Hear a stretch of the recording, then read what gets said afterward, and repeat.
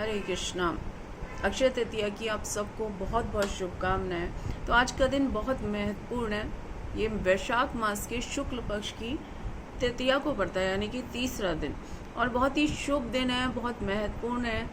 इसके अंदर आज के दिन किसी भी तरह का मुहूर्त निकालने की ज़रूरत नहीं होती, जैसे शादी के लिए, विवाह के लिए और किसी तरह के शुभ और मंगलमय कार्यों के लिए मुहूर्त निकालना पड़ता है। तो आज के दिन हमको किसी भी तरह का मुहूर्त निकालने की ज़रूरत नहीं है। ये शुभ मुहूर्त है और मंगलमय है।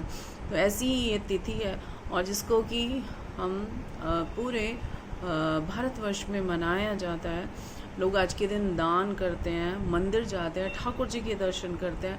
और इसके अलावा आज के दिन बहुत सारी चीज़ें जो हुई हैं और बहुत अच्छी चीज़ें हुई हैं, ये जिनकी एक बहुत लंबी लिस्ट है, कुछ हम आपको बताएंगे। तो आज के दिन ही ब्रह्मा जी ने सृष्टि का आरंभ किया था। त्रेता युग का आरंभ आज के दिन हुआ। गंगा जी का अवतरण हुआ, और वो गंगा जी जिनको शिव जी ने अपनी जटाओं पे धारण किया और एक जटा से उन्होंने छोड़ा, और जिससे कि भागीरथ के जो पितृ थे उन सब का कल्याण हुआ। उनका सबका गंगा माता ने अवतरित होकर कल्याण किया, और आज भी गंगा जी का पवित्र जल सभी का कल्याण करता है। तो ऐसे गंगा माता का अवतरण हुआ। द्रौपदी की चीरहरण से सबको पता है कि किस तरह से कौरवों ने, दुर्योधन ने द्रौपदी का चीरहरण किया था जब पांडव उनको जुए में हार गए थे। और द्रौपदी के पुकारने पर भगवान तुरंत वहाँ प्रकट होते हैं और उनका चीरहरण से रक्षा करते हैं। इसके अलावा अक्षय पात्र मिला था पांडवों को आज के दिन, जिससे कि वो पता नहीं कितने अनलिमिटेड लोगों को खिला सकते थे उस अक्षय पात्र से। ऐसा अक्षय पात्र पांडवों को मिला, और जिससे कि बाद में दुर्वासा मुनि के क्रोध से रक्षा हुई थी। और बद्रीनाथ के कपाट आज खुलते हैं, आज के दिन से दर्शन कर सकते हैं हम। और भगवान को चंदन लगता है, 21 दिन का चंदन यात्रा होती है आज के दिन से, जो कि सभी इस्कॉन मंदिरों में और वृंदावन के कुछ विशेष मंदिरों में भगवान को ठंडक पहुंचाने के लिए चंदन लगाया जाता है। और इसके अलावा सुदामा जी आज के दिन, सुदामा जी जो हैं वो आज के दिन कृष्णा से मिले थे। उनका सुदामा और कृष्ण का मिलन हुआ था बहुत ही वर्षों के बाद। तो बहुत सारी तिथियां ऐसी आती हैं इसमें, जो कि बहुत अच्छे अच्छे भागवतम लिखा वेद व्यास जी ने आज के दिन से ही। भागवतम वेद व्यास जी बोलते थे और गणेश जी इसको लिखा करते थे। तो ये भी शुरुआत आज के दिन से हुई थी।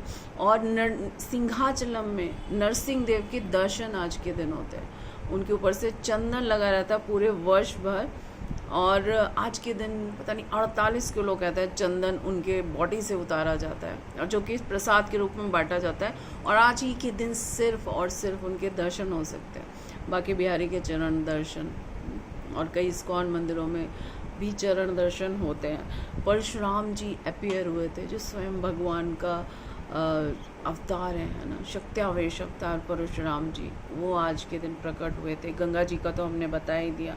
और भी बहुत सारी चीज़ें हैं, अगर हम लिस्ट देखेंगे, ब्रह्मा जी ने सृष्टि की शुरुआत की, ऐसे बहुत सारी चीज़ें आज के दिन हुई हैं।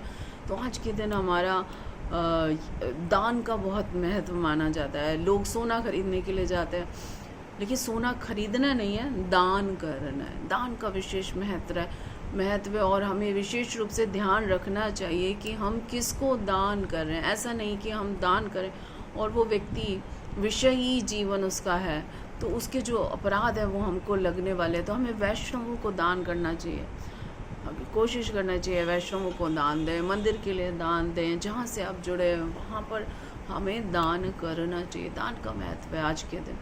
तो खरीदना नहीं है, हमको दान देना है। तो जैसे भगवान ने समुद्र मंथन के समय अमृत लेकर भगवान मोहिनी रूप में प्रकट हुए थे समुद्र से, और वो अमृत उन्होंने बांटा था। तो आज का दिन बांटने का दिन है। हम अच्छे से हमने दान करना चाहिए। और उससे भी ज़्यादा महत्वपूर्ण है कि हमने आज का दिन शुभ है, लेकिन उस शुभता को, उस मंगलमय चीज़ को हम अपने जीवन में कैसे उतारेंगे। तो सबसे, और आज के दिन जो करेंगे वो अक्षय होगा। तो ध्यान रखें, कि हम ऐसी चीज़ ना करें जो अक्षय हो जाए हमारे जीवन में। गलत चीज़ें करेंगे वो अक्षय हो गई तो बहुत दिक्कत का काम है। तो हमें अच्छे काम करने हैं और भगवान के नामों को लेना है। पूरा दिन भगवान की सेवा, भगवान को चंदन लगाना, उनके नामों को लेना। अगर भगवान के नाम लिए और वो भी अक्षय हो जाएंगे। तो भक्ति है ना, भक्ति जो है, जो कभी जिसका कभी क्षय नहीं होगा। भौतिक चीज़ें तो क्षय हो जाती हैं, लेकिन भक्ति का कभी क्षय, भक्ति तो है ही अक्षय, भक्ति की वही अक्षय। तो वही कार्य हम करें, अच्छे से भक्ति करें। और चंदन जो लगाया जाता है उसके लिए एक कथा आती है कि माधवेंद्रपुरी जो थे भगवान के भक्त थे और उनको भगवान ने आज्ञा दी थी कि मुझे चंदन लगाओ।